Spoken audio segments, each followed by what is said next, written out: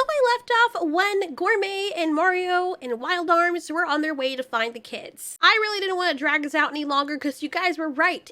This is really trying my patience. I gotta be honest, this is the worst Land Before Time I've watched. The worst one. Wild Arms really doesn't want to go there and he tries to convince them otherwise. He's like, dude, to be fair, how do we even know that they came this way? Well, what do you think, Chomper? Ruby! So they find out, or at least Gourmet does, that Chomper and Ruby had been following them the entire time. Why he's just now addressing that, especially since they're going on this dangerous journey, I don't know. But they decide that Chomper and Ruby can help them, might as well since they're already out here.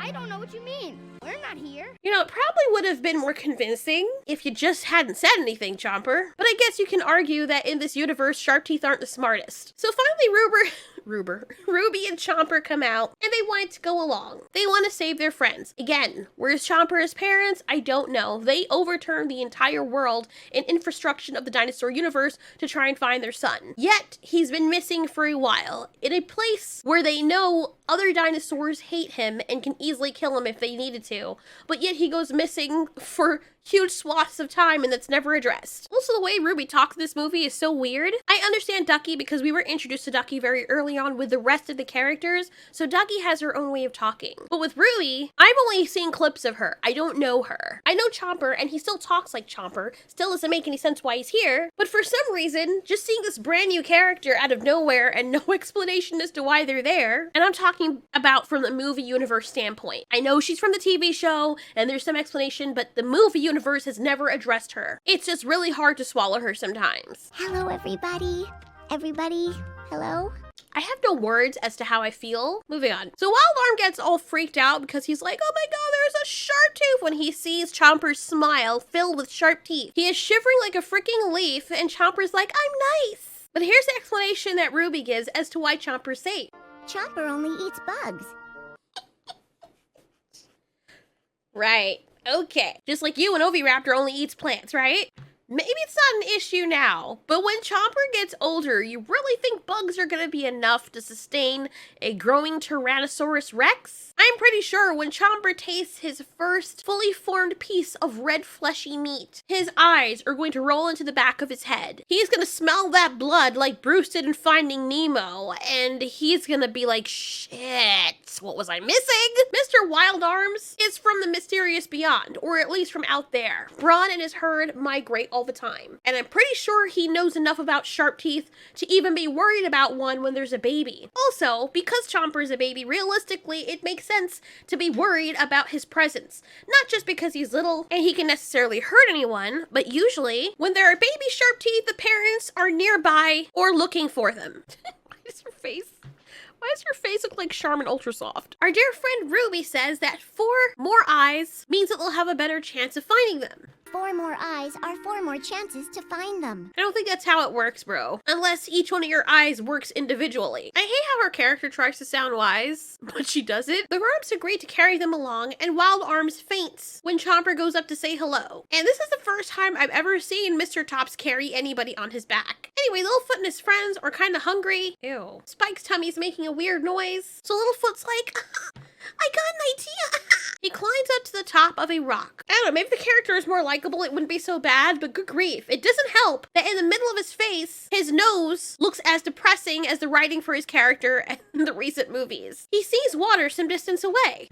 Everybody else comes up to see, and he's like, Sarah, I don't think everyone should be up here. But Sarah and her freaking miscolored eyelids are like, yeah, whatever. My way. Why would she do that?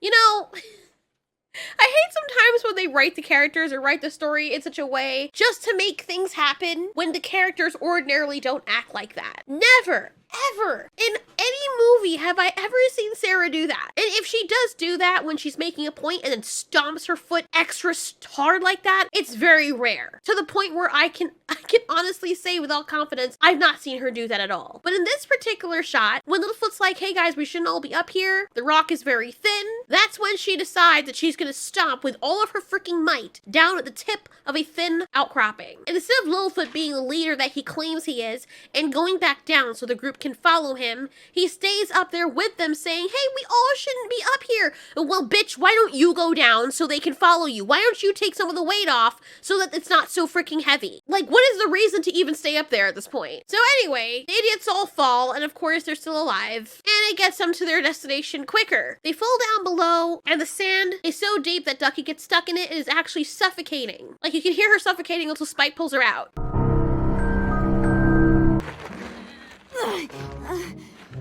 Nice going, Littlefoot.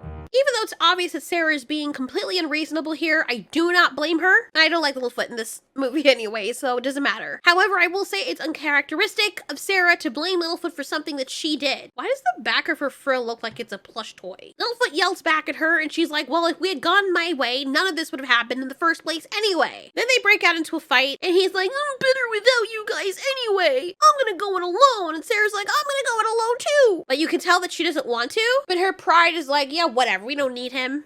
You want to be alone? That's fine. Fine. Fine! And of course, Spike, Ducky, and Peach are like, oh, we don't want to leave Littlefoot. But Sarah's like, you coming with me or not? And they go with her. Because they're freaking followers who can't think for themselves. Then his stupid, ugly-ass face breaks into song about how it's good to be alone. God, he looks horrid. And this part right here is so hard to relate to Littlefoot in these recent movies.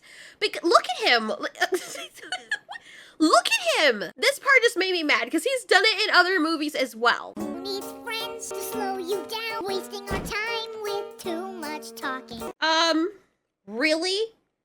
When you do the most talking and you also don't know how to keep your group together because you don't have your priorities straight and your ego's through the roof. I also noticed that for Littlefoot, he needs his friends. He needs people to love and adore him and follow him. The others don't need that. Even though Sarah is a bitch in her own right, she doesn't need that either. She's so proud that she doesn't need your admiration. She doesn't give a damn what you think. Ducky and Spike have each other, and it's easy for them to make friends. Petrie more of a follower, so he likes to be involved as well, but he more so needs people to follow. Littlefoot can't be alone, and if he's with a group of friends, he has to be the leader. So as he's singing, he walks up yet to another sleeping creature. He's done this before in other movies, and I'm like, what? Why does he do that? These creatures are sleeping. They're sleeping! Oh my god, how would you feel if you're resting and just having a good time? You would know what it's like as Littlefoot to be chased by shark teeth. They're sleeping. You can see that this poor creature is in a deep sleep. Look at his eyes. And Littlefoot's mad, and he comes over to this creature and sings extra loud with his face all up in the creature's space.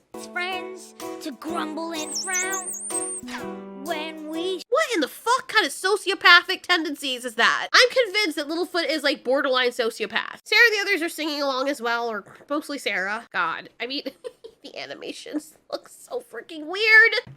What happened to these characters? How far we've come and how far we've fallen. I swear to God, as much as I love the Land Before Time franchise, I feel like this movie is like what season 8 was for Game of Thrones. Littlefoot realizes he doesn't like being alone. Big shocker there, and a sandstorm comes. And whoop-de-doo. As his friends are caught in a sandstorm too, and Petrie gets blown away, Littlefoot with his stupid face just so happens to see a cave, because there's always a tree and a cave convenient when needed. So he goes in and meets another freaking annoying character. Well, then you best hope they find some shelter like you.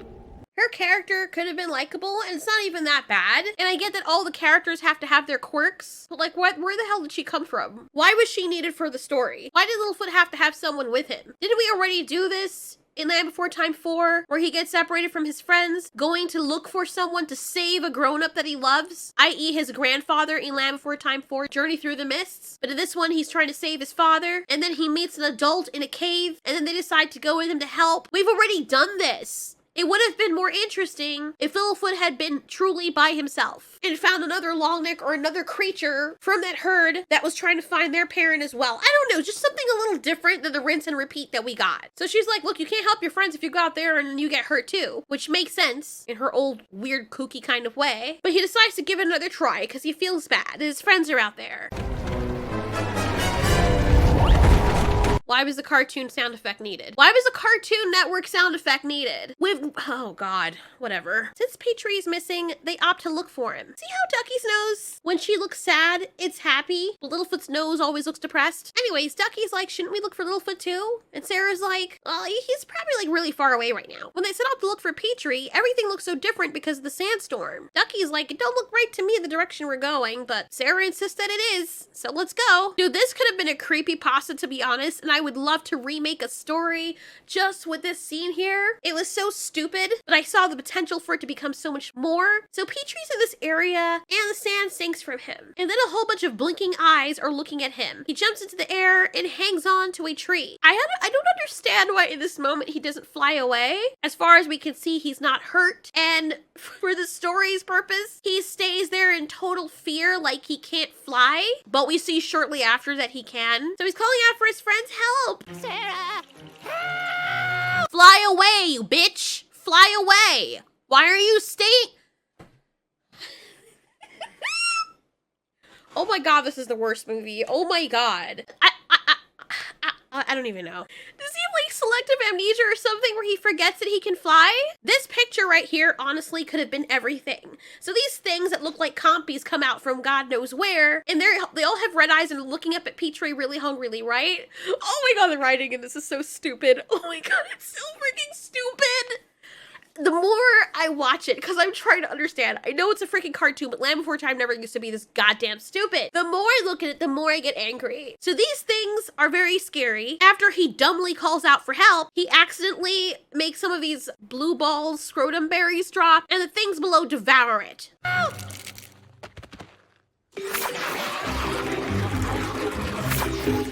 Why are they panting like that, like they're on cocaine? So he's like terrified. Oh my god. I just want to, for fuck's sake. He's terrified of them. And I had to turn on the captions because I was like, didn't he say what I just thought he said? But just hear for yourself. I guess that's what he's calling them, but it just came out sounding... Nice dinners.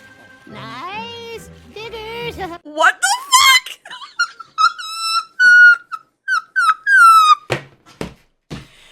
Yo, what in the hell is going on? All right, hold on a second. Let's run that back real quick.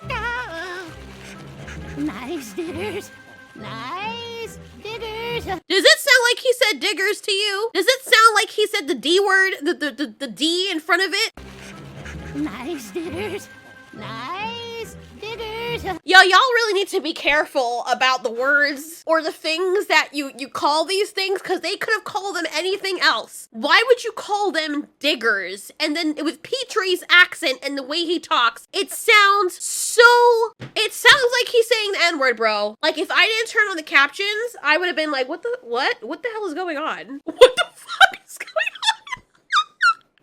And the reason why it just shocks me, and I don't know if they put okay, I don't think they did, but a child watching this would not know what the hell he's saying, because there is nothing that these creatures do that indicates that they are diggers. I don't see them digging. They were underneath rocks. I never saw them dig. So for them to be called diggers is very odd to me, and if I didn't turn on the captions, it really doesn't sound like that's what Petrie's saying. Nice dinners.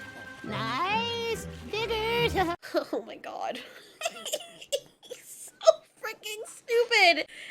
Anyway, wow.